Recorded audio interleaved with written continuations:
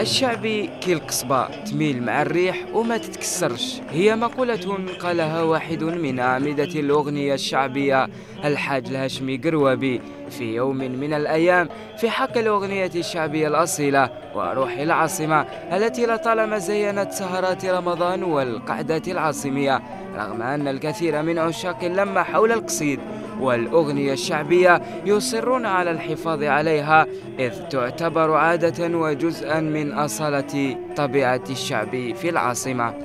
قاعدة شغل كوم اون فامي، رانا قاعد هنايا وصافي بليزير يا اخو، ان شاء الله هذه العادة هذه ما ينحوها لناش وخلاص. عجبتنا الحمد لله، تلقى دي جون هكذا يجوا يزيدوا يسمعوا شعبي. عباك لحميت شو كان، انا ما قريته صغير سمعت عليه بصح لوش حكاوا لي بكري قالوا لي كانت معمره ودوكا الحمد لله راك تشوف الغاشي يوم جاو. الشيخ ما شاء الله حب يقول كل صلاه رمضان يجيبوا لنا شيخ هكا نستغلوا، والله راح حاجه مليحه. راك شايف دوكا باغ اكزومبل اليامات اللي فاتوا كيما حنا دوك حنا ولاد الجزائر، حنا كيك على ولاد الجزائر حنايا سمعوا شعبي.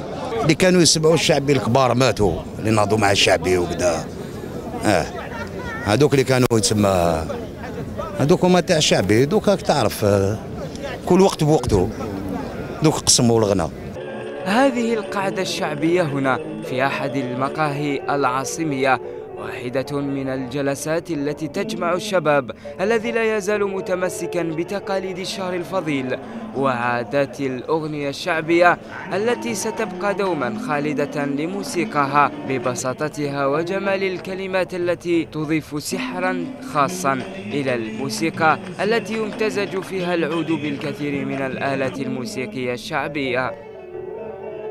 الشعبية هذا راهم تفكرونا غير في رمضان خو، نورمالمون شاك جور شاك نوي كاينين صواري، كاين دوك الله يبارك بلايص ما شاء الله في الجزائر هذه. الشعبيه هذا راهم غموه يا خو، رجعوه غير في رمضان. الصواري كيما هادو يا خو مادا بينا ماشي غير في رمضان، مادا بينا الافطار، مادا بينا فهمت كيفاش، وحاجه مليحه يا خو، مليحه للناس، مليحه انها تجي تسهر فاميليا العائله كاع يخرجوا يسهروا، حاجه مليحه يا خو عندنا حنا.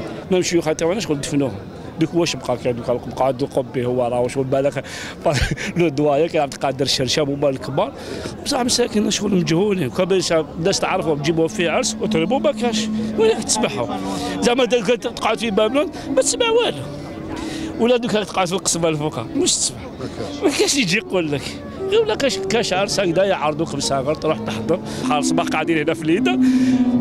علاش قلت لك هذا كي تقول هذاك الصديق قول صديق القبي، قال فوالا وكاين قصره العشيه في لابيشري ما فين نجوا دانيير فوا جينا كانيت ما فين نجوا هكذايا صافي. اليوم كي كان الحمد لله تشوف الغاشي الناس قاعده طرونكيل تسمع دي فامي الله يبارك واش تزيد كيف هذا الشيء ما كاش.